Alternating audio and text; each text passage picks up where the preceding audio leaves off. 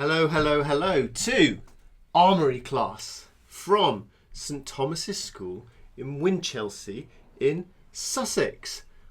I'm going to Sussex in a couple of weeks' time to go to Nep rewilding site, which if you haven't been to, I really recommend it. It's a fantastic place. One of my very favourite spots. Right, by the way, sorry, how very rude of me. I haven't introduced myself properly. I'm Alistair Humphreys. I'm an adventurer, an author. I write books, and sorry, I should have been more organised. I wrote The Boy Who Bite the World and The Girl Who Rode the Ocean, and then I've done some picture books like Against the Odds, Great Adventurers, and Welcome to My Shed. This is my shed where I write my books, and so this is where I would have been standing away, writing away the books that you guys have kindly read. And you've sent me some fantastic questions. You ate some delicious red lentil dal and flatbreads. You're writing recipes. I'm very impressed. Most schools that get in touch with me just eat banana sandwiches. So you guys with Mrs. Barrett and Mrs. Payne have gone fancy. I'm impressed. Right, you have some questions. Rafi, what was your favourite country to cycle through? That's a very hard question because I like so many different places. And I think probably every time someone asks me this, I would give a different answer. But today, I'm going to say Chile, because it's up here on this map I've got on the ceiling above me, and down in southern Patagonia, the bottom of Chile is so beautiful. Valentina, did you get a puncture? Oh, Valentina, I got hundreds of punctures. I once got 15 in one day on the really rocky roads in Bolivia. That was a terrible day. Mila, did you actually get a free ferry ticket to cross to France? That's a good question. So the book you're reading is it's kind of true story in that I, Alistair, did all of the route and the stories that Tom, the boy in the book, did. But I've had to sort of simplify it 4 years into one book, and also kind of make it a bit more interesting and the story a bit simple. So I got given lots of free things by lots of kind people in different places around the world. For example, I got a free sailing boat across the Atlantic, a free ship across the Pacific Ocean. Crazy. But I didn't actually get a free ferry ticket to France. Possibly because by then I hadn't done anything very interesting at all. I was just a normal tourist biking to France, so they made me pay. Elliot, what were the most interesting animals that you saw? I think the most interesting animals, Elliot, were probably when I was on the boats across the ocean, because then it's a total surprise when whoosh, a whale or a dolphin appears. That is exciting. So I think the animals at sea were the most exciting. Rex and Eila want to know what was the most disgusting food you tried. Well, some of my own cooking is pretty disgusting. It's also important to think about disgusting food in that what you or I think is disgusting because it's not what we eat in our country. In other countries, maybe it's totally normal food for them to eat in those countries. So that doesn't mean it's disgusting. It just means we're not used to it. Having said that, so that is true, but equally, I really didn't like eating dog. I felt quite bad to eat dog. Do you want to know what dog tastes like? Tastes quite similar to cat. Edith, what continent was your favourite? Again, a very hard question because I like places for all sorts of different reasons. But I think probably Africa was the most memorable because that was my first continent. So everything was new and extra big and exciting. Lilian, would you ever cycle around the world again? Ooh, for so many years since I finished, I thought no, but increasingly I think, I'd like to do something like that again, but not that big. I wouldn't want to be away from my friends and my family for 4 years. So I think once was enough for the whole world. Where are we? Here we are. Walter, was it hard cycling through the desert?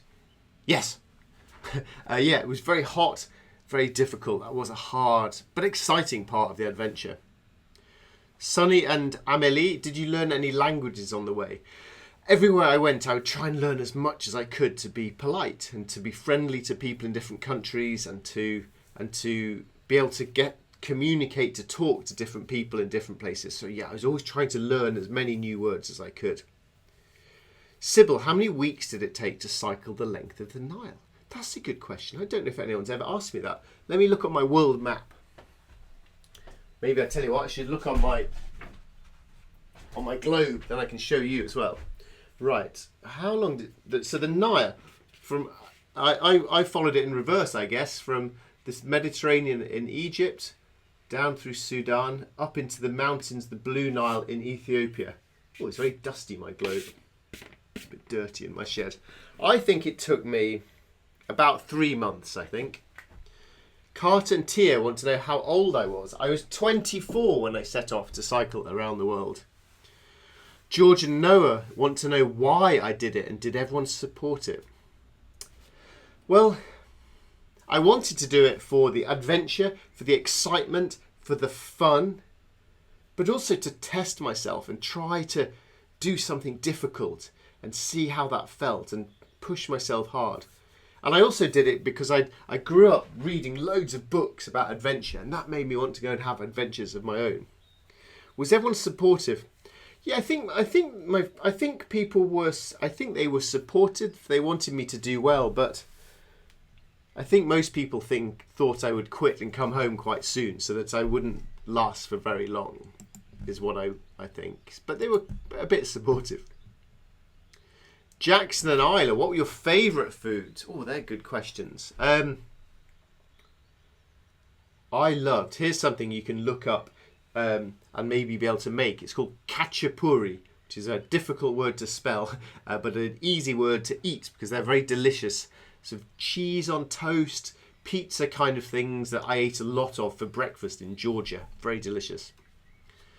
Mrs. B, what scared you the most? What scared me the most was probably, I was very worried for a long time about failing and how I would feel about failing. And then after a while I realised that's not very helpful, and then I started to become more proud that I was even trying. So I think if you try something hard, you might fail it. Of course you might. And that's fine. And I think you don't want to be scared of failing that thing. And instead you should just feel proud that you tried your best and you gave it a go. So trying to learn that was quite important for me. The other things you might anticipate of being scary in the world didn't really manifest. Because, as Hetty says, were people always kind to you? Yeah, nearly always people were kind. The people in the world, rich people, poor people, different religions, different cultures, different races all over the world were generally very kind to me. And that was the most important thing I learnt in the whole adventure. Fred asks about people giving me food. Yeah, people were kind. They gave me food, snacks, bottles of water sometimes in the desert if a car passed you and it was hot. People were so kind at helping me. They really were. Bonnie said, did you make any friends that you're still in touch with? Well, Bonnie, so when I cycled through Kazakhstan, I met a photographer called Chris. We became friends. He was the wedding photographer at my wedding, and we went across Iceland together on an adventure in a pack raft. And just before I started this video, I was just WhatsApping him. He now lives in Sri Lanka. I was just WhatsApping him today some questions about photography. Jacob, did anyone doubt you could cycle around the world? Yes, everyone doubted I could cycle around the world. And why wouldn't they? It's a crazy thing to say. But the biggest doubter was me. I did really doubted it for myself. So, yeah, there was a lot. When I started, I didn't think I'd get very far. But I just wanted to try, to give it a go, to see what I could do. Because even doing a little bit would be better than not even trying, right? Dom, what was it like seeing the pyramids in real life? It's interesting because nowadays with the internet, we've all seen the pyramids in photos, the Great Wall of China, the Eiffel Tower. We've seen all these things. And that means that when you get to see them for yourself, Well, you're not as surprised as you would have been if you'd been an explorer 200 years ago and didn't even know they existed. That would have been so exciting. But the other side of that is that it's really cool to think, oh wow, look at that. I've seen this place on TV so many times, and there are the pyramids. That's really exciting. I think the downside of somewhere like the pyramids, though, is you think, oh wow, this is so beautiful, and then you have 100 people trying to sell you T-shirts and camel rides, and that's a bit annoying and takes away some of the magic and beauty of those places. Colby, what was Cappadocia like with the ferry chimneys? Cappadocia was cool, and it was a good example of somewhere that I didn't really know about. And so when I got there and it was new and there were all these amazing, beautiful rock formations, it was a real surprise. So yeah, I really enjoyed it a lot there. Caius and Duncan. When I was a little boy, my next door neighbour was called Caius. Don't meet many Caiuses. And my brother is called Duncan. Huh. What's the most incredible landmark you saw? That is quite hard. I'm going to choose, and I don't usually choose this, but today I'm going to choose it because we've been talking about the River Nile in Sybil's question. I'm going to choose the Blue Nile Canyon, which is like the Grand Canyon but in Africa and really cool. And then special award to the final question of all, Freddie, because it is impossible to do a talk for primary school children without being asked, here goes Freddie, where did you go to the toilet? I went to the toilet in the fresh air, in the countryside, behind a bush, behind a wall, behind a tree, next to a lake, out in the fresh air is the simple answer to that one, Freddie. Thank you so much for all your questions. Thank you especially for reading my book, and most of all, good luck with all of your own adventures. Bye.